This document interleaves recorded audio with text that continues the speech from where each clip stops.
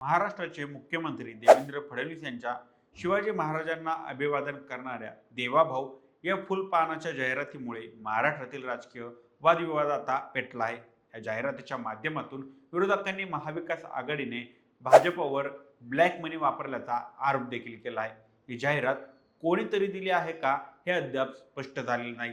त्यामुळे वेगवेगळ्या प्रकारच्या चर्चा आता सुरू आहेत. ही जाहिरात त्या काळात आली आहे जेव्हा महायुती सरकारने मराठवाडा भागात हैदराबाद गॅजेट लागू करण्याचा निर्णय घेतला, ज्यामध्ये म्हटलं आहे की मराठे हे कुणबी आहेत आणि त्यामध्ये त्यांना ओबीसी आरक्षणाचा लाभ मिळू शकतो. या जाहिरातीमधून मुख्यमंत्र्यांना काय साध्य करायचं आहे असा प्रश्न आता अनेकांना पडला आहे.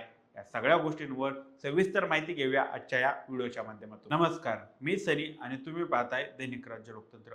गेल्या अनेक दिवसांपासून राज्यभरात मराठा आंदोलन पेटलं होतं. मुंबईमध्ये मनोज जारांगे आणि लाखोच्या संख्येने जमलेला मराठा समाज दंड थोपटून उभा होता. त्यानंतर 2 सप्टेंबरला सरकारने हैदराबाद गॅजेटनुसार मराठा समाजाला कुणबी प्रमाणपत्र देण्यात येतील असा जी.आर. काढत जारांगेंना उपोषण सोडायला सांगितलं. त्यानंतर आपल्याला आरक्षण मिळेल असं सांगून उपोषण सोडण्यात आलं.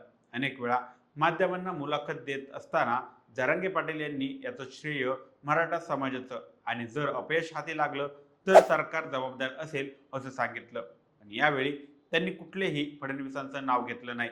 अपयशाला मात्र त्यांनी फडणवीसांचं नाव जोडलं. दुसरीकडे एकनाथ शिंदे यांच्याबाबत त्यांनी नेहमीच सकारात्मक भाषा वापरली. आता हा मुद्दा सांगायचं कारण म्हणजे मुख्यमंत्री देवेंद्र फडणवीस यांची प्रत्येक ठिकाणी आलेली जाहिरात.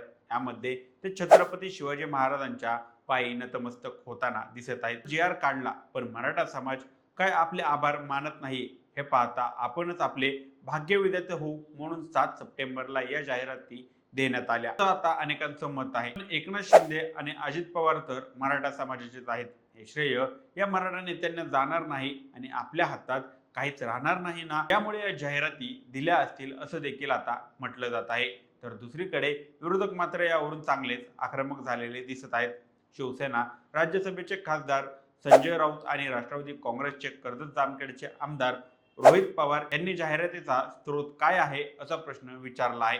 रोहित पवार यांनी एक्स या सोशल मीडियावर पोस्ट करत फडणवीसांना चांगलाच टोला मारला आहे. एकीकडे राज्यात रोज 8 शेतकरी आत्महत्या करत होत असताना, अतिवृष्टीने संपूर्ण महाराष्ट्र झोडपला असताना, वृत्तपत्रांच्या पहिल्या पानावर तसेच अनेक विमानतळावर कोट्यवधी रुपये उधळून मुख्यमंत्र्यांच्या मोठमोठ्या जाहिराती देण्याची सरकारची वृत्ती बघून मोठी चीड आली. परंतु माननीय देवेंद्र फडणवीस साहेबांसारखे मोठे नेते अशी चूक करणार नाहीत हा विश्वास होता. या कोट्यवधी रुपयांच्या जाहिरातीबद्दल अधिक माहिती घेतली असता या जाहिराती देवेंद्र फडणवीस साहेबांना न कळतच सरकारमधील एका मंत्र्याने परस्पर दिल्या असल्याचं समजलं. आणि विशेष म्हणजे हे मंत्री महोदय भाजपचे नाही तर मित्रपक्षाच्या आहेत असं देखील कळत आहे. मला मिळालेली माहिती खरी असेल तर मित्रपक्षाच्या मंत्र्यांनी मुख्यमंत्र्यांसाठी निवावी पद्धतीने परस्पर एवढ्या कोट्यवधी रुपयांच्या जाहिराती का दिल्या आणि या जाहिरातीसाठीचे कोट्यवधी रुपये कुठून आले, हा मंत्री कोण आहे, असे अनेक प्रश्न निर्माण होतात. जाहिराती देणारे समोर आले तर या प्रश्नांची उत्तरं नक्कीच मिळतील असं रोहित पवार यांनी यावेळेस म्हटलं आहे. अदृश्यदाता कोण आहे? ही जाहिरात सुमारे 40 ते 50 कोटी रुपयांची आहे. प्रत्येक मराठीने छत्रपती शिवाजी महाराजांचा आदर केला पाहिजे, पण त्यांच्या फोटोचा वापर राजकीय फायद्यासाठी करणारे आणि स्वार्थासाठी होणे हे योग्य नाही असं त्यांनी यावेळेस सांगितलं. आणि त्यांची गोपनीयता लक्षात घेऊन ब्लॅक मनीचा वापर झाला असल्याचा आरोप संजय राऊत यांनी व्यक्त केला आहे. दरम्यान आरोपांना उत्तर देत राज्याचे महसूल मंत्री चंद्रशेखर बावनकुळे म्हणाले की जर कोणीतरी जाहिरात दिली असेल तर त्यांना का त्रास होत आहे. माजी मुख्यमंत्री उद्धव ठाकरे यांनी माओवादी सरकार चालवताना किती जाहिराती दिल्या होत्या हे विसरलात का, असं देखील त्यावेळेस म्हणाले. तर उपमुख्यमंत्री एकनाथ शिंदे म्हणाले की आम्ही कोणत्याही प्रकारची स्पर्धा करत नाही.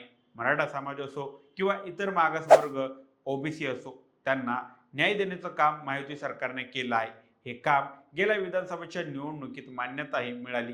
देवेंद्रजी आणि मी एक टीम म्हणून आपले दुसरे वळ सुरू आहे. पुढे आमचा अजेंडा एकच आहे, राज्याचा विकास आणि गरजूंची मदत. आता फडणवीस यांनी या जाहिराती का दिल्या हा मुद्दा महत्वाचा मानला जात आहे. त्यामुळे येणाऱ्या काळात यावरून चांगलंच राजकारण तापणार आहे हे मात्र आता नक्की झालं आहे. बाकी या सगळ्या प्रकरणाबाबत तुम्हाला काय वाटतं आम्हाला कमेंट करून नक्की कळवा आणि जर दैनिक राज्य लोकतंत्र चॅनलवर नवीन असाल तर चॅनलला नक्की सबस्क्राईब करा. धन्यवाद.